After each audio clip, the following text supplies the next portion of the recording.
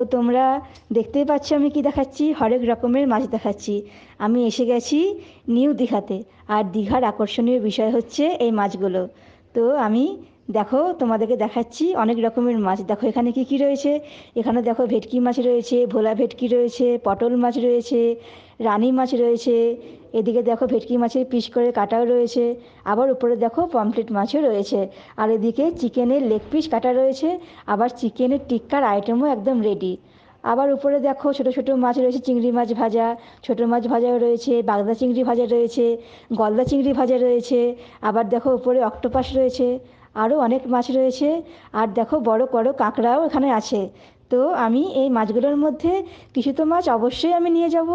আর কিছু রেসিপি, ভালো ভালো রেসিপি করে তোমাদেরকে দেখাবো পরের ভিডিওতে। তো অবশ্যই তোমরা দেখো আমার পরের ভিডিওগুলো।